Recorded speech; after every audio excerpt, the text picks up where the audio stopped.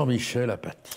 Bonjour, vous ici. Oui, moi ici, oui, ça, je suis d'accord avec vous. Qui l'eût cru, l'eussent-tu cru? Je ne sais pas, j'ai regardé quelques fois cette télévision et je n'aurais pas pensé un jour... Non, moi non plus. Voilà, ben, comme quoi. Mais comme quoi, mai 68 a fait son effet. Voilà. Mai 68, et sur le vent de la liberté, il y a des hommes qui continuent à planer, à voler.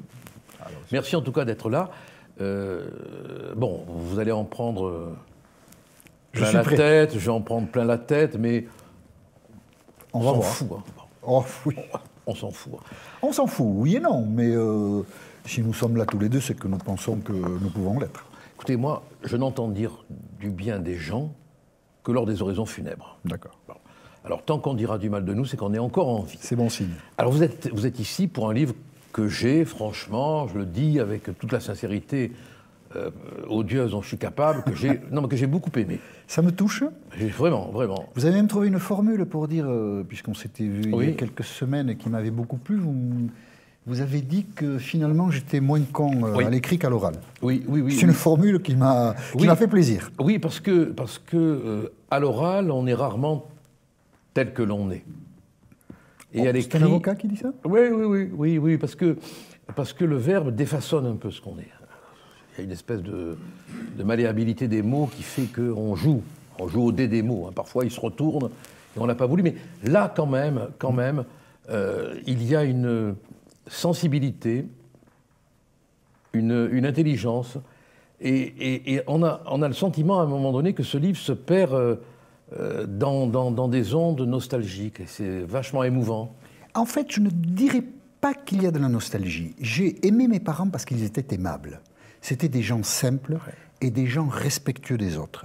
Et je ne suis pas nostalgique de mon enfance ou de ma jeunesse, mais j'ai été heureux, ça a été un peu miraculeux de pouvoir, d'une certaine manière, leur rendre cet hommage-là. C'était des gens aimables. Oui, ça se voit dans le livre. Mais c'est eux qui sont formidables. Oui, mais quand même, on sent... Peut-être avez-vous du mal à le ressentir, hein. Je ne dis pas que vous le masquez, mais on sent que cette époque-là, vous la portez en vous. Et que oui, c'est vrai, bien sûr. Le temps de mais je m'ennuyais aussi au Pays Basque. Ah, ça, je peux le comprendre. Voilà, oui. Donc c'est pour ça que je ne suis pas nostalgique. Je ne souhaiterais pas un retour en arrière. Pour moi, ça n'est pas un paradis que j'ai perdu parce que la vie m'a amené où elle m'a amené. Je m'ennuyais là-bas parce que c'était ennuyeux, parce que c'est une terre un peu oubliée par l'histoire. Il ne s'y passait rien. Les gens étaient charmants, mais il ne s'y passait rien. Donc, je ne pense pas être nostalgique. Il ne s'y passait rien? Non. Et pourtant, il s'est passé plein de choses. Dans La liberté de ma mère, et du reste, il faudra tout à l'heure que vous m'expliquiez pourquoi ce n'est pas la liberté de mon père. Oui. Je ne pense pas avoir la réponse. Je pense que c'est une très bonne question. Oui, mais ça c'est une question qui m'intéresse. Hein. D'accord. Et pourtant, dans cette poésie du temps que vous portez en vous, hein, il y a toute une série d'événements, un peu à la Roland Barthes, dans Mythologie. Hein, rappelez-vous qu'il parlait de la Citroën, lui. Oui, c'est vrai. Hein. Absolument. Vous parlez de la Camille, hein, lui, il parlait de la Citroën. Hein, et là, j'ai vu un lien. Bon, hein.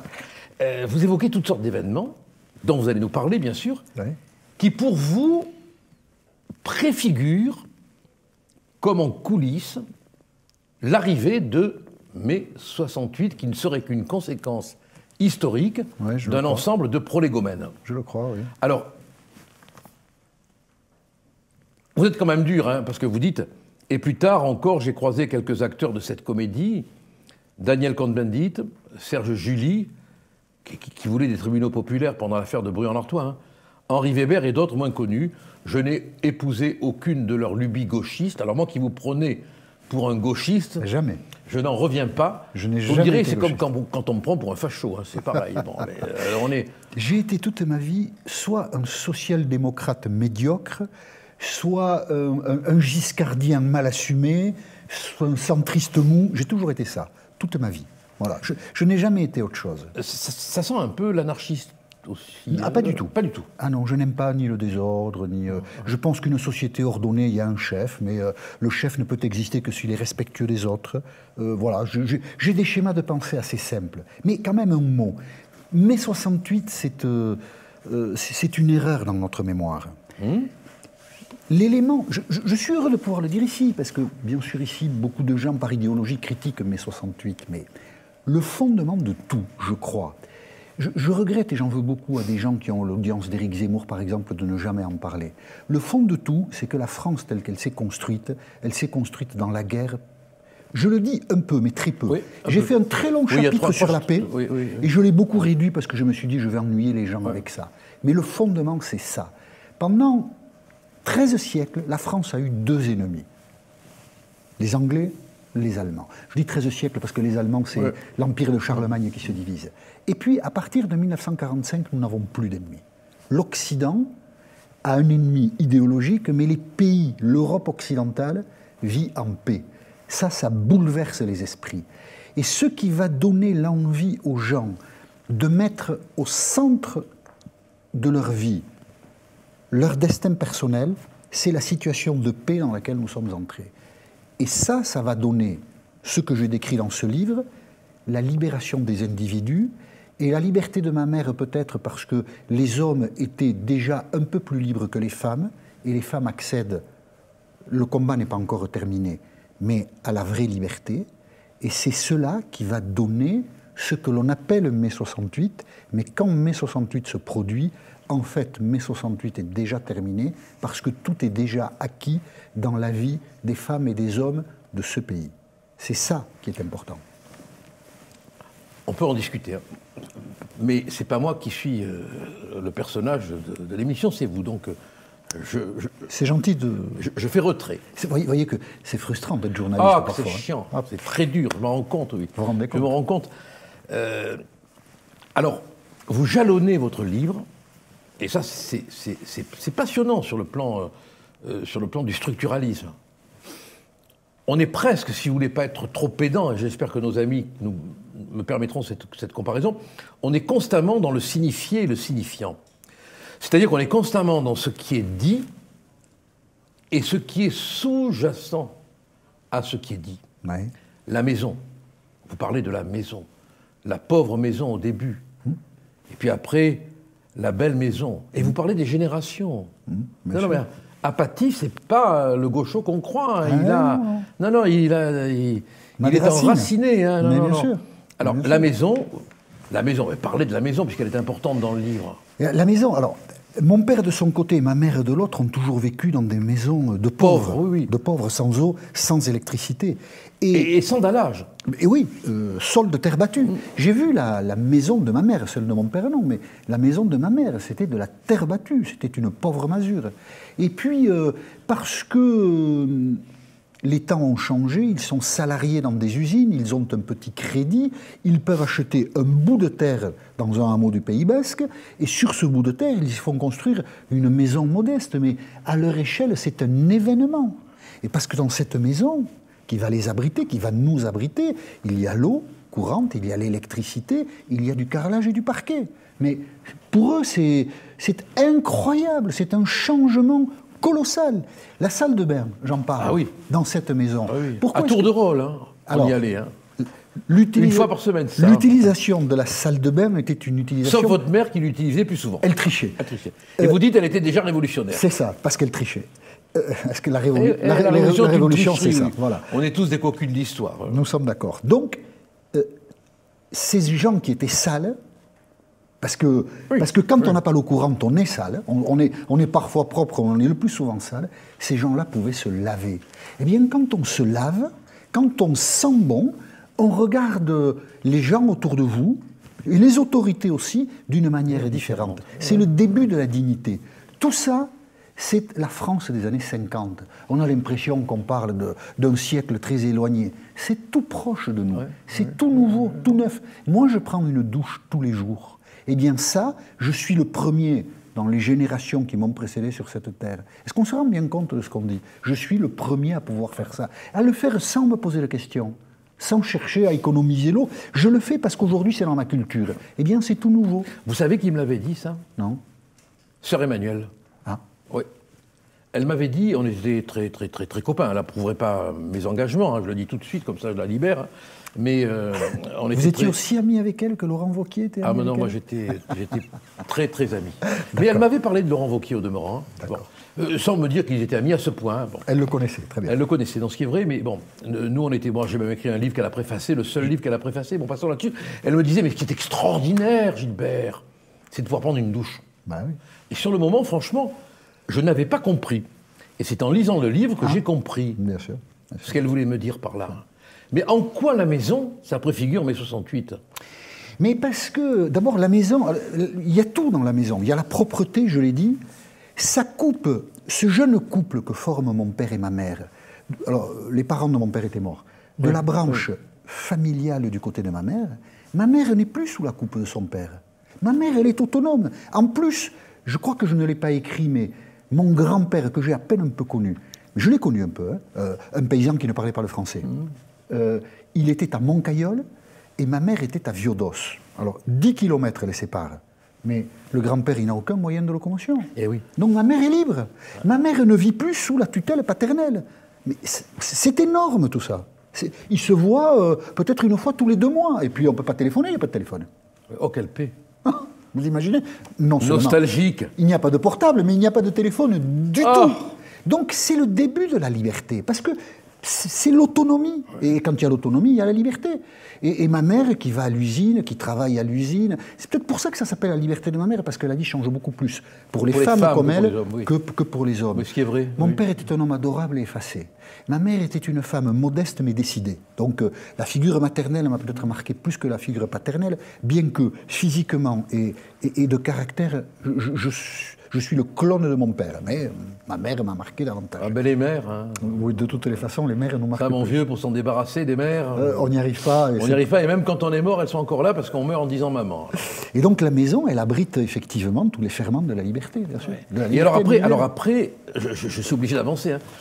Après, il y a la structure, la télévision. Ah oui, bien sûr. Ah ben ça, c'est vrai que l'arrivée de la télévision dans les foyers, ça a été un phénomène révolutionnaire. Les gens qui sont plus jeunes n'ont pas idée de ce que ça a pu représenter. Ouais. Mais racontez-le ça, parce que avec vraiment, cette génération ne peut pas savoir. Mais non, bien sûr que non, bien sûr que non.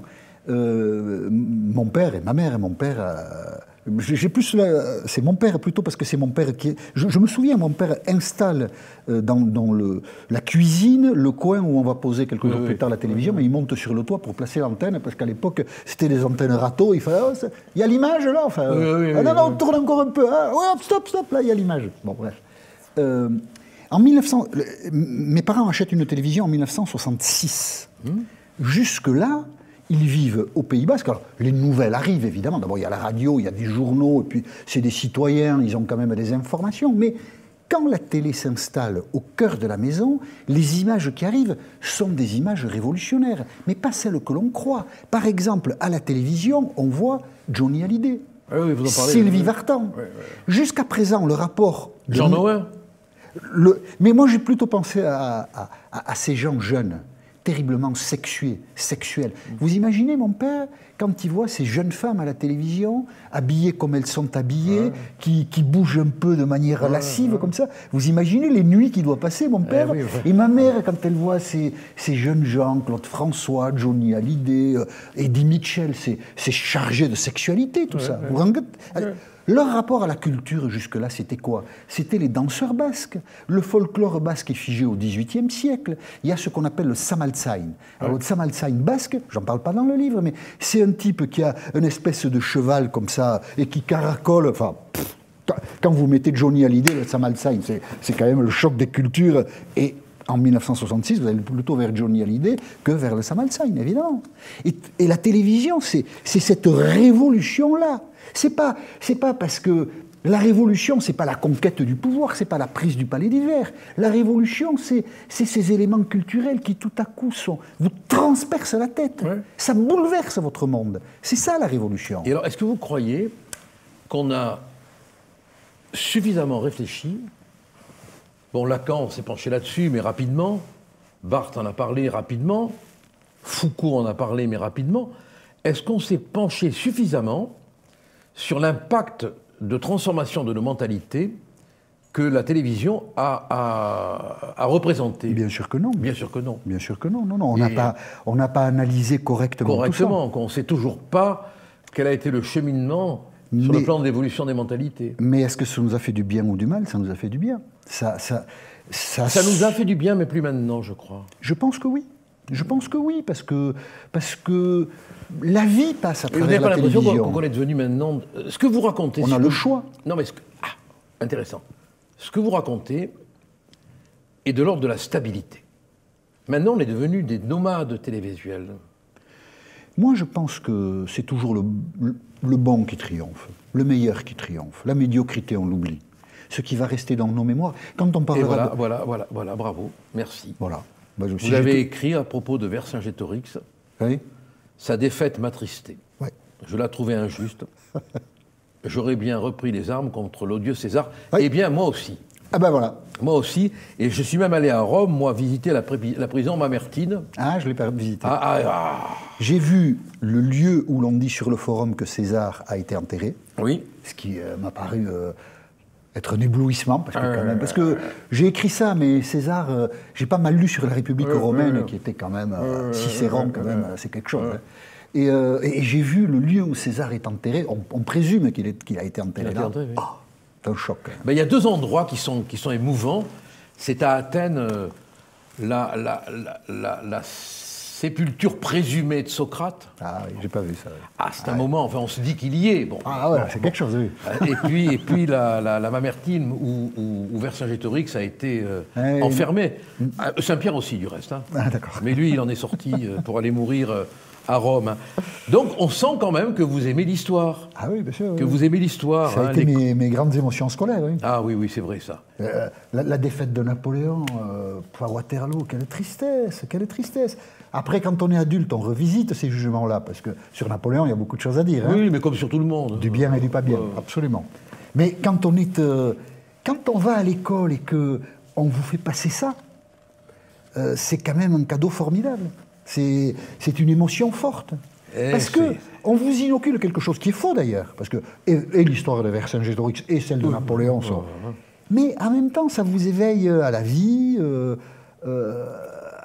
à l'histoire de votre pays, à la politique, ça vous éveille à plein de choses. Vous savez ce que mon père me disait quand il me disait ce que vous dites, et que je lui disais, mais enfin quand même, papa, Napoléon, nombre de morts, enfin, faut pas déconner quand même. Bon, il me dit, écoute-moi, même quand l'historien a raison et que le poète a tort, c'est le poète qui a raison. Oui, bien sûr.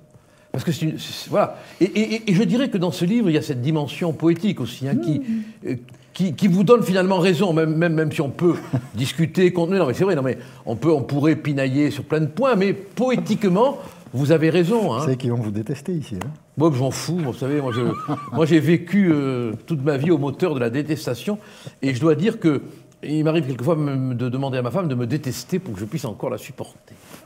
Mais alors, elle le fait. Chaque couple a ses secrets. Elle le fait. Si elle le fait, je suis sûr qu'elle le fait. Elle le fait gentiment, voilà oui. C'est ça. Et puis alors, bon, on arrive au chapitre concernant mai 68. Oui. C'est pas le plus développé. Hein. Non, il y a 2 pages, c'est incroyable. Hein. Alors, pour un livre consacré à mai 68, non, parce que pour vous, mai 68 n'existe pas. Non. Voilà. La vérité, elle est là. Oui, bien sûr, ça n'existe pas. Mais nous, on s'est fardé tous les cons qu'il a produits. C'est ça le problème. Il a produit des gens de talent aussi. Oui, bien sûr. Si vous les connaissez individuellement. Moi, je suis issu de mai 68. Un peu, Serge July, quel grand journaliste. Oui, mais en même temps, dans l'affaire de Brun-Artois, on le voit réclamer c'est ce que vous disiez à propos de Napoléon. Tout le monde a fait des bêtises. Nul n'est parfait, on est d'accord. Et Cohn-Bendit, quel type brillant. Oui, sauf qu'il nous a vraiment pris pour des cons, lui. Et vous savez pourquoi? Non. Oh. Mais pourquoi non L'homme, moi je crois que je lui ai dit une fois, l'homme qui a défendu sur les barricades, à plein poumon, élection piège à con, n'a pas bossé un jour de sa vie et s'est fait élire par ce piège à con toute sa vie. Oui, Vous oui. me direz, il est peut-être à lui tout seul la démonstration que ce qu'il disait est vrai. Oui, oui, enfin non, je n'irai pas jusque-là. Mais... vous avez dit oui, hein? Oui, non, j'ai dit oui parce que Parce que vous avez dit oui. Un peu. Oui, j'ai dit oui. Non, mais quel talent. Non, il y a beaucoup Ah de... oui, non, mais ça, le talent... La jeunesse de 68, les étudiants de 68, pour beaucoup, alors ils sont dans l'erreur conceptuelle, le marxisme, ça c'est quand même... Vous parlez de manifestation trotskiste à propos de mai 68. Oui, moi je crois. De déambulation, pardon. Oui, déambulation trotskiste. C'est la prise en main par le gauchisme d'un mouvement qui... mes parents étaient des 68 heures, ils ont toujours voté De Gaulle. Voilà, les vrais 68 heures, c'était mes parents. Mais en revanche, quand ils sont sortis de leur bêtise intellectuelle, ils ont apporté beaucoup de choses à la société. Intellectuellement, économiquement, ça a quand même été une génération créative. Oui, qui a été peut-être récupérée par des gens qui n'ont pas forcément compris le sens poétique. Hein. Moi, quand on me dit qu'est-ce que c'était pour toi, mai 68, je réponds c'était un moment poétique. Il ne faut pas en faire un moment politique. Non, on peut dire ça, bien Parce sûr. qu'après, on le dénature complètement. Alors, vous continuez la construction antérieure à mai 68, et là, vous parlez d'un chapitre très, très, très intime, qui est l'adultère de votre mère. Oui. J'en parle un peu, j'en ai pas beaucoup parlé. Et pourquoi en avoir parlé? Et on m'en parle beaucoup. On en parle beaucoup parce que pour tous les enfants du monde, pour tous les fils du monde, la mère est faussement irréprochable. Ça m'a, j'allais dire marqué, mais ça n'est pas vrai. C'est un épisode qui m'a formé. Sur la fidélité des femmes? Au respect de la liberté de chacun. Oui. Les hommes ont le droit d'avoir des maîtresses, les femmes ont le droit d'avoir des amants. Ah, droit à la réciprocité. Mais votre mère, quand elle a appris que votre père, plus tard, avait une maîtresse, elle l'a mal pris. Elle l'a mal pris, oui. Elle a été très malheureuse. Oui. Mais ça, c'est la vie, je crois que... C'est ça. Il n'y a pas à juger, là. Hein. Ce à quoi ça m'a formé, vraiment, c'est-à-dire c'est quelque chose qui m'a construit, c'est que les gens sont libres d'aimer, de désaimer. Ils sont libres de construire leur vie. Construire sa vie, quand on est libre, c'est aller au-devant de douleurs, c'est se confronter à des choses. Oui. Accepter des conventions mensongères, c'est une espèce de confort frustrant. Et nous n'avons le choix qu'entre deux désagréments, au fond. Eh bien, je préfère celui que procure la liberté, même si elle est douloureuse, que les conventions qui sont insupportables. Mais parfois, il arrive que on la manipule, cette liberté, avec bon cœur et honnêteté. C'est ce que vous faites quand vous ne remettez pas la lettre au père. Et là, vous êtes l'instrument du destin. Attention, vous parlez de liberté, mais là, vous interférez, parce que il faut l'expliquer. Alors, ce qui est frappant... expliquez-le pour... Oui, alors ce qui est frappant... Mon frère et moi, mon frère avait 3 ans de plus que moi, il est mort. Mon frère et moi, nous sommes un matin... vous savez, dans ce Pays Basque où il ne se passe rien, l'arrivée du facteur, c'était un événement tous les jours. Voilà. Donc, on attendait le facteur, on était... soit c'était un jeudi, nous étions à l'école, soit nous étions en vacances, le facteur arrive. Et le facteur nous donne peut-être plusieurs lettres, je ne sais pas, mais au moins une lettre. Par instinct, mon frère et moi, à l'écriture sur l'enveloppe, nous avons compris que cette lettre était une saloperie. Mais sans se le dire, on l'a compris comme ça. On ne maîtrise pas son instinct, hein, comme ça. Non, mais il faut... Il surgit et vous en faites quelque chose. Et cette lettre, l'écriture était tellement curieuse que cette lettre, nous l'avons ouverte. Elle était adressée à mon père, nous n'aurions jamais dû le faire. Et dans cette lettre anonyme, il était écrit que ma mère avait un amant. C'est un choc terrible pour des enfants, évidemment. Moi, je dois avoir 8-9 ans, mon frère a 10-12 ans, 11-12 ans. Donc c'est un choc terrible. Et là, lui et moi, mon frère et moi, nous avons décidé de ne pas donner cette lettre à son père, à notre père, mais de la donner à notre mère. Et c'est un geste à la fois malhonnête, d'une certaine manière, et généreux. Voilà, c'est la vie, quoi. Hein, mais on ne pouvait pas la donner à notre père. On a voté en famille, on a voté en famille. On a voté. On a voté, c'est-à-dire on s'est demandé ce qu'on aurait fait à votre place. Et on aurait fait comme vous. On aurait fait comme vous. Je crois, hein, on ne peut pas faire autre chose. Et on ne peut pas la faire disparaître non plus. Non, mais parce qu'elle existe. Vous comprenez, il faut bien dire à l'un des deux adultes qui nous entourent que soit le danger est là, donc on la donne à notre mère, voilà, tu fais quelque chose, mais voilà, sache que ça se sait. Ou alors on détruit la cellule familiale. Et je crois que c'est ça qui, avec le recul, parce que je n'ai pas analysé tout ça à l'âge que j'avais, mais on empiète sur la liberté de ma mère en la donnant à mon père. Oui, oui. Et on la met sous une autorité qui devient légale, quelque part. Ah là, oui, voilà, surtout à l'époque. Surtout à l'époque. Hein, parce qu'à l'époque, il faut quand même se rappeler la répudier, là, que l'adultère était un délit. Hein, bien sûr, évidemment. Et que l'homme qui surprenait sa femme en flagrant délit d'adultère et qui la tuait bénéficiait d'une circonstance atténuante ou d'une excuse absolutoire, je ne sais plus. Vrai. Ah oui. Mais moi j'ai vu en correctionnel, quelle horreur. De mes yeux Vous vous rendez compte ? une femme poursuivie pour délit d'adultère. Dans un pays comme le nôtre, parce que la France est un beau pays où il y a du savoir-vivre social, que ça ait pu exister, ça c'est incroyable. Et c'est pas loin. Hein. Et c'est pas loin. Et c'est pas loin. Et Terrible. c'est pas loin. Alors on continue. Hein. Bon, alors vous faites quand même de l'adultère de votre mère, et qui peut dire que sa mère n'a pas été adultère ? Moi, quand on me parle des races, vous savez ce que je dis ? Non. As-tu bien contrôlé le facteur ou le plombier ? On ne sait jamais trop ce que maman a pu faire avec le facteur ou le plombier. Hein. On ne sait pas. On ne sait pas. Connaissez-vous l'histoire de la naissance de Louis XIV ? Non. Mais je vous invite à regarder des biographies, parce que les biographes français sont très pudiques là-dessus, mais on n'est pas du tout certain que Louis XIII soit le papa de Louis XIV. Ben c'est peut-être pour ça que Louis XIV a été un bon roi. Est-ce qu'il a été un bon roi ? Je ne sais pas, c'était un roi singulier. Un roi constructeur. Un roi singulier. Un roi singulier. Ah, singulier. Singulier. Un mot qui revient souvent dans le livre. Un mot qui revient... Un roi singulier dans la lignée de ces Bourbons qui étaient quand même patos. Oui, c'est vrai. Et puis surtout un roi constructeur. Enfin, on va se revoir, si vous voulez, pour parler de Louis XIV. Hein.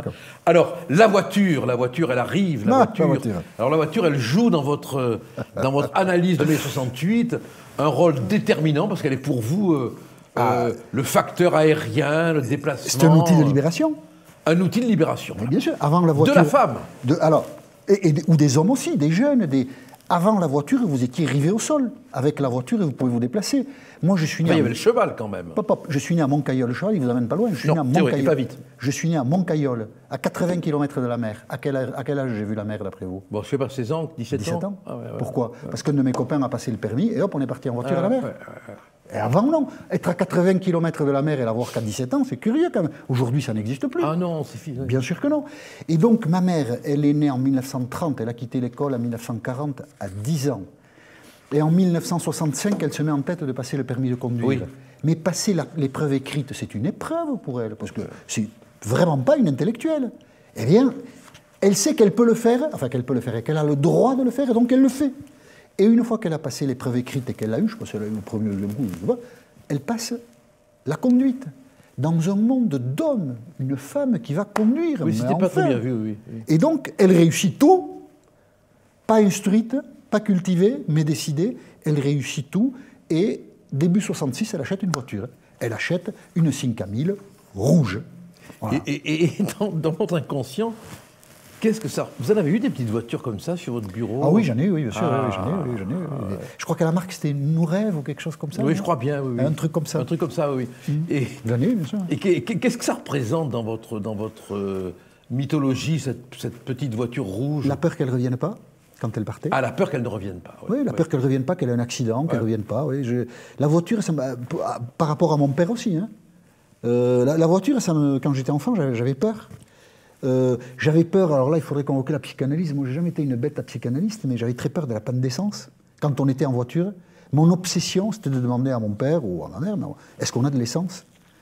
Pour moi, la voiture, ça a toujours été aussi un objet de frayeur. Mais j'ai compris aussi que c'était un outil de liberté, parce que ma mère, elle prenait la voiture, elle partait. Oui. Elle partait soit au travail, soit faire les courses, soit voir son amant. Mais est-ce qu'on a de l'essence ? Ça renvoie... là, je pense que c'est lourd. Je ne veux pas faire de psychanalyse de salon, parce que j'en suis pas digne. Non, c'est lourd. Mais ça veut dire surtout, est-ce qu'on a la ressource, quoi ? Ah oui, non, je pense qu'il y a... Est-ce qu'on va pouvoir aller, quoi, voilà. Il y a beaucoup de choses, oui. Et c'est une inquiétude qui est très liée au type de vie, quoi. Là. Alors, du reste, vous le dites, hein, toutes ces expériences plus sombres que lumineuses, car rien ne peut vraiment refermer les plaies de l'enfance. Rien ne les referme. Non. Rien ne les referme. Et moi, je crois qu'on voit plein de gens courir après plein de choses uniquement parce que le sparadrap sur une plaie de l'enfance ne tient pas. Hein. C'est pour ça qu'il faut être tolérant. Oui. Il faut être indulgent. Oui. Parce qu'on ne sait jamais ce que cache la vanité ou l'orgueil ou la prétention de quelqu'un. Vous et moi, on aime la bagarre, oui. et on me dit qu'il faut être indulgent. Bon, il faut pas Oui, trop une fois que le type est KO. faut pas trop l'être non plus. Non, une fois que le type est KO, bon. Bien évidemment, bon, pas avant, mais sinon, On est d'accord. si on est indulgent avant, ça rime à rien. Qu'est-ce qu'on bon, s'emmerde hein. Alors, parlez-moi un peu de cette Simca rouge, parce qu'elle occupe quand même plusieurs pages. Hein. Qu'est-ce que vous voulez que je vous en dise? Je sais pas, moi, Tout ce qu'elle représente pour votre mère. La liberté, oui. La liberté, elle part, je vous l'ai dit, elle part, elle va... Soit elle va au travail, soit elle va faire les courses. Soit et vous liez l'amant à la voiture. Oui, parce que, bien sûr. Donc l'essence. C'est consubstantiel, l'essence, oui, c'est ça. Oui, c'est ça. L'essence. Oui, bien sûr, c'est bien sûr. Parce que, avant, pour se déplacer, ma mère, elle avait... La voiture, ça existait... Mettons que des voitures dans ces campagnes, il y en a à partir des années 30 et ça se démocratise à partir des années 50. Mais pendant longtemps, ma mère, pour se déplacer avec une voiture, il fallait que mon père la conduise ou ses frères à elle. C'est ça, oui. À partir du moment où elle a le permis. Et voilà, puis arrive la cigarette. Ah oui, bien sûr. Sans cravate, qu'on fume à l'homme démocrate, Ça, comme disait Léo Ferré. Hein. Alors ça, c'est pas un outil de liberté, c'est plutôt un outil d'émancipation, ça, c'est autre chose, quoi. C'est quand même... C'est une posture, c'est une revendication, ça, c'est un peu autre chose. Ben, beaucoup de femmes fumaient dans les films. Oui. Mais, si j'ai bonne mémoire, hein, c'était très mal vu qu'une femme fumât dans la rue. Ah, évidemment. C'était une pute, quoi. Oui, en gros, hein. En gros. Bien sûr, une dévergondée, oui. Bien sûr. Et les femmes qui avaient le courage de fumer, ma mère fumait, elles se ressemblent un peu toutes les deux. Mais je pense que... La vôtre avait l'air moins folle que la mienne, mais elle se ressemble beaucoup. Ouais, d'une folie magnifique, hein, bien sûr. Oui, bien sûr. Elle se ressemble beaucoup. Mais alors vous expliquez qu'il y a presque un conseil de famille là, quand elle se met à fumer. C'est-à-dire que, en fait, moi, la première fois que je l'ai vue fumer, puis elle fumait surtout là, le samedi, mon père travaillait, donc il n'était pas à la maison, le samedi midi. Et nous, on revenait de l'école, on n'avait pas l'école l'après-midi. Et ma mère était là. Dans mon souvenir, ma mère, qui était femme de ménage, travaillait le samedi matin. Ouais, c'est ce que mais vous à dites, midi, tous les trois, on se retrouvait. Mon frère, ma mère et moi. Et donc, autour de la table, une fois, mais je me souviens, j'ai vu apparaître pour la première fois un paquet de cigarettes. Ma mère a pris une cigarette. Et alors là, quelle réaction? C'est énorme, ça. Ouais. Oh, tu fumes, enfin. Et ma mère, elle nous dit, mais... Oui, ne le répétez pas. Donc nous, on comprend, on ne le répétait pas à mon père. Non, mais mon père, il sait, il est au courant, mon père. Il lui a dit. Et mon père était un homme tolérant, un homme intelligent. Il n'allait pas interdire à sa femme de fumer. Enfin, lui, il ne fumait pas. Mais lui, il n'a jamais fumé. Non, mais ne le dites pas aux voisins, ne le dites pas. Parce qu'elle avait conscience d'une transgression. Elle assumait beaucoup de choses, ça, elle ne l'aurait pas assumé. Bon, c'est curieux, c'était son... Ah ben c'est le poids du regard des autres. Hein. Voilà, qu'est-ce qu'on a le droit de faire, de ne pas faire. Mais fumer en public, elle ne l'aurait pas fait. Alors, on reprend quand même, parce qu'on va devoir se séparer, ce qui est dommage, mais enfin, je pense qu'on se reverra. On se reverra. Alors, il faut lire le livre parce que là, on discute, mais c'est encore une fois, ce qui fait la tenue du livre, c'est la poétique de l'écriture. Moi, je reste convaincu qu'au-delà de nous, au-delà de ce qu'on peut dire, au-delà de ce qu'on peut faire, il y a cette immarcessible poésie qui nous dit, même quand on veut se taire. Et vous en dites beaucoup plus que tout ce que vous dites, mais il nous faudrait beaucoup de temps pour en parler. Mais en le lisant, le livre, on perçoit cet imperceptible immédiat. Alors arrive le cinéma Paradiso. Et on va conclure là-dessus. La découverte du cinéma. Ça, les jeunes d'aujourd'hui, on passe pour des vieux cons, mais ils ne peuvent pas comprendre ce que ça a été la découverte du cinéma, de la télévision, de la cigarette, de la voiture. Mauléon, chef-lieu de canton, c'est une terre de douleur. L'agriculture est difficile parce que c'est une agriculture de moyenne montagne. Et à côté de l'agriculture, il y a un peu d'industrie, l'usine est difficile. Et dans ces terres, vraiment, au bistrot, on fait la fête, il n'y a pas beaucoup de... Dans les années 60, on construit un cinéma. Et dans le cinéma, parce que mes parents, ils y allaient 2 fois par an, ils auraient pu y aller plus souvent, dans le cinéma, la seule chose qu'on va vraiment voir, c'est De Funès. Ah oui, bien sûr. En fait. Parce que De Funès est tellement fort, c'est un personnage tellement fort, il est tellement drôle que... On a le droit d'aller au cinéma pour voir De Funès. Le reste, mes parents n'y allaient pas. Moi, après, j'ai découvert les films, ou par la télévision, j'ai découvert les films. Mais quand on allait au cinéma en famille, ce qui était un peu une cérémonie, ce qui était beaucoup plus fort que d'aller à l'église, c'était pour aller voir De Funès. Et donc, les premiers films, c'est la série des gendarmes. Et quand vous avez le générique qui démarre, le chant des cigales, le soleil, la mer, mais vous en prenez. Mais il n'y a pas que les acteurs et l'histoire, il y a tout. Il y a les images, il y a la beauté du monde. Et moi, quand j'ai vu la mer sur un écran, j'ai compris que Mauléon n'était pas le monde et qu'il y avait autre chose ailleurs. Et ça, quand vous n'avez pas 10 ans, mais c'est des chocs incroyables. Et la mer vous fascine. Mais oui, et pourtant, je ne fais pas de bateau et non, mais ça veut rien dire. Je ne suis pas un navigateur. Ouais. Oui, la mer, oui, comme tout le monde, oui, la mer, c'est... La mer, oui. La mer, oui, après... La mer... Après, pas ma mère, le député. Combien je vous dois, docteur? Oui, non, rien. Moi, je laisse simplement chanter les mots. Ça, c'est la seule qualité musicale que je me reconnaîtrai, c'est de laisser chanter les mots des autres et d'écouter. En tout cas, puisqu'il faut qu'on se quitte, hein, on est dans le temps, malheureusement. Hein, si j'ai envie de dire à ceux qui ne comprennent pas le temps qui passe, et qui n'ont pas l'intelligence du temps qui vient par le temps qui passe, de lire ce petit livre, qui est un vrai moment de bonheur. Et moi, je vous en remercie, même si demain on ne sera pas d'accord, tant mieux du reste. Hein. Il y a des chances, oui. Il y a des chances. Ça nous amusera. Mais attendez, il ne manquerait plus que ça qu'on soit d'accord. Hein. Bon, attendez, vous seriez fini, je serais terminé. On ne peut pas, on va être éternellement en désaccord. À un moment donné, ah oui, quand même, avant que j'oublie, vous parlez des élégances morales. Ouais. Et vous savez que vous citez Cyrano? Ah, peut-être, oui. Ah. Quand on lui reproche d'être mal habillé, vous savez ce qu'il dit, Cyrano? Non. Ah, il dit, moi, monsieur, j'ai mes élégances morales. Vous les avez, je vous les laisse. Je vous remercie. Merci beaucoup.